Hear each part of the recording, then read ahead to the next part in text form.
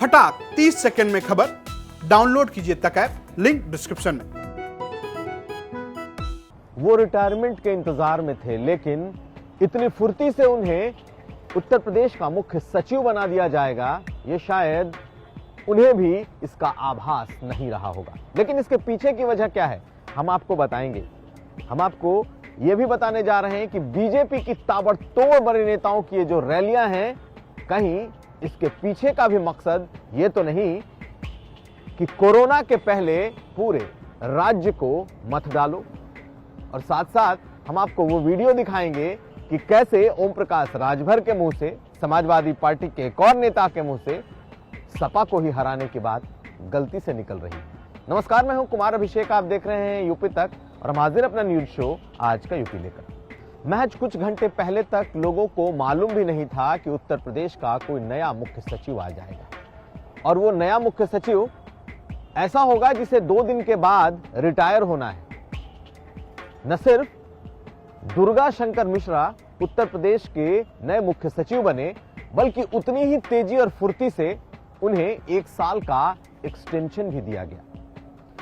पूरे सरकारी महकमे में और खासकर ब्यूरोक्रेसी के महकमे में किसी को भनक तक नहीं थी कि दुर्गा शंकर मिश्रा उत्तर प्रदेश के नए मुख्य सचिव हो सकते हैं। 1 दिन पहले अचानक ही पंचम तल, खासकर लोक भवन में जैसे ही यह खबर पहुंची कि दुर्गा शंकर मिश्रा नए मुख्य सचिव हो रहे हैं, लोगों के लिए आश्चर्य में पड़ना लाजमी था, क्योंकि दिल्ली से डीओपीटी का एक लेटर आया और उस लेटर में साफ साफ लिखा गया कि दुर्गा शंकर मिश्रा को उत्तर प्रदेश भेजा जा रहा है, जहां उन्हें मुख्य सचिव बनाया जाएगा। अब क्या सरकार ने अचानक ही उन्हें मांगा या फिर दिल्ली दरबार ने यह तय किया? दरअसल कहा यह जा रहा है कि यह तैनाती दिल्ली दरबार की है और चुनाव के पहले एक तरीके से पूरे उत्तर प्रदेश की कमान को सीधे अपने हाथ में ले लिया गया है। और ऐसा अमूमन कम ही होता है, या शायद ही कभी ऐसा हुआ हो कि रिटायरमेंट के 2 दिन पहले यह पता चल रहा हो कि उन्हें प्रतिनियुक्ति से वापस उत्तर प्रदेश भेजा गया। और आलम यह देखिए कि जब वो उत्तर प्रदेश आए तो शपथ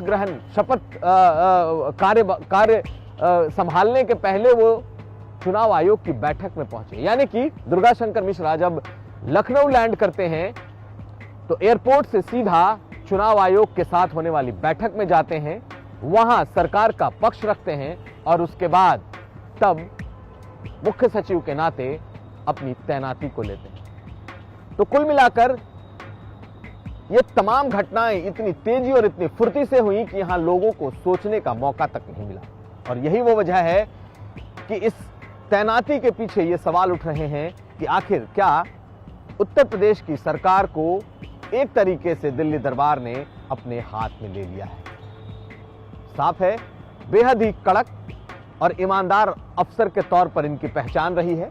दुर्गा शंकर मिश्रा 1984 बैच के आईएएस हैं और अब अगले 1 साल तक उनका कार्यकाल होगा।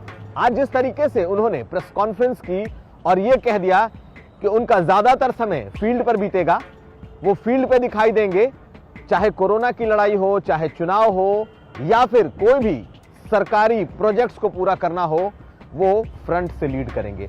यानी कि ये पहला ऐसा मौका जब एक आईएएस को सीधी तैनाती केंद्र की प्रतिनियुक्ति से मिली हो और महज कुछ घंटों के भीतर उन्होंने उत्तर प्रदेश के ब्यूरोक्रेसी की कमान संभाल ली हो। कईयों के लिए यह चौंकने जैसा था और कईयों के लिए झटके जैसा। अब अगली खबर। उत्तर प्रदेश चुनाव का ऐलान नहीं हुआ है, लेकिन बीजेपी ने अपने को पूरी तरीके से उत्तर प्रदेश के चुनाव के लिए झोंक दिया है। प्रधानमंत्री मोदी लगभग दर्जन भर सभाएं उत्तर प्रदेश में कर चुके हैं और गृह मंत्री अमित शाह एक दिन में आधी दर्जन सभाएं कर रहे हैं। पश्चिम से पूरब तक नाप रहे हैं। तमाम बड़े नेता बीजेपी के गैलेक्सी ऑफ लीडर्स जिन्हें कहा जा रहा है, उत्तर प्रदेश में अलग अलग जिलों में घूम रहे हैं। उनकी जन विश्वास यात्राएं चल रही हैं। ऐसे में क्या ये बीजेपी के कोरोना के पहले की तैयारी है कि अगर कोरोना की कोई लहर आती है उसके पहले बीजेपी पूरी तरीके से उत्तर प्रदेश के चुनाव को मत दे? दरअसल ये चर्चा इन दिनों खूब चल रही है। जल्द ही चुनाव के ऐलान होने हैं और चुनाव के ऐलान के पहले बीजेपी ने ऐसा माहौल बना रखा है मानो वोटिंग का माहौल हो, और बीजेपी के नेता कुछ इस अंदाज में रथ यात्राएं, सभाएं और चुनावी सभाएं कर रहे हैं। प्रधानमंत्री से लेकर जिले के नेता तक इसमें जुट चुके हैं। अखिलेश यादव भी कर रहे हैं, लेकिन बीजेपी के इस कैंपेन से, इस भारी भरकम कैंपेन से ऐसा लग रहा है कि बीजेपी कोरोना की किसी लहर की आशंका के मद्देनजर पूरे उत्तर प्रदेश को एक बार मत देना चाहती है। अगर कोरोना की कोई लहर आई तो उसके पहले बीजेपी का ये प्लान बड़ा मेगा प्लान दिख रहा है, और अगर कोई लहर नहीं आई तो फिर इससे भी बड़े प्लान के लिए तैयार रहना होगा। अब अगली खबर। जगह जगह चुनावी रैलियां शुरू हो चुकी हैं और नेताओं की जुबान भी फिसल रही है। कहीं कोई बीजेपी का नेता बीजेपी को हराने की बात कह रहा है, तो कहीं सपा का कोई नेता सपा को ही हराने की बात कर रहा है। हम आपको दो वीडियो दिखाने जा रहे हैं। पहला ओम प्रकाश राजभर को सुनिए, जब आज उन्होंने एक मंच से कह दिया कि हर हाल में समाजवादी पार्टी को उखाड़ कर फेंक देना होगा। हालांकि ये उनकी जुबान फिसली थी, लेकिन सुनिए उनका ये वीडियो। नहीं है, आपने अखिलेश के साथ गठबंधन किया है, बहुत अच्छा किया है। अब हम लोगों को भी भरोसा हो गया है कि अब समाजवादी पार्टी की विदाई हम लोग करके मानेंगे। उधर भी सहारनपुर मंडल तैयार, अलीगढ़ तैयार। दूसरे वीडियो में हम आपको समाजवादी पार्टी के दुर्गा यादव का वो बयान सुना रहे हैं। मीडिया बाइट देते देते अचानक ही उन्होंने समाजवादी पार्टी को ही हराने की बात कह दी।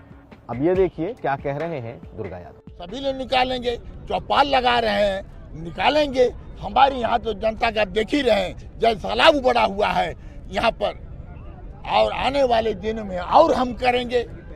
इसलिए हम मजबूती से हम सब लोग संकल्प लेंगे और लेकर के अब समाजवादी पार्टी को उखाड़ फेंकने का काम करेंगे। जैसे बीजेपी वालों का ये कहना है। तो चुनाव में ऐसे रंग आपको दिखते रहेंगे और हम आपको दिखाते भी रहेंगे। कहीं लत्तम जूतम, कहीं जूतम पैजार, कहीं गाली गलौज, कहीं इस तरह की बातें आपको सुनने में मिलेंगी, और जो दिखाने लायक होगा हम आपके लिए लाते भी रहेंगे। अब अगली खबर। बीजेपी के अल्पसंख्यक मामलों के राज्य मंत्री मोहसिन रजा आज उत्तर प्रदेश हज कमेटी के अध्यक्ष चुन लिए गए। 3.5 साल से यह पद खाली था। इसके पहले आजम खान उत्तर प्रदेश हज कमेटी के अध्यक्ष हुआ करते थे, लेकिन बीजेपी ने अब इस पर भी अपना कब्जा जमा लिया है और आज निर्विरोध वो हज कमेटी के अध्यक्ष चुन लिए गए हैं। यानी कि ऐसी कमेटियां जिस पर अभी तक बीजेपी का कोई नेता दूर दूर तक दिखाई नहीं देता था, अब बीजेपी के नेता उस पर भी काबिज होने लगे हैं।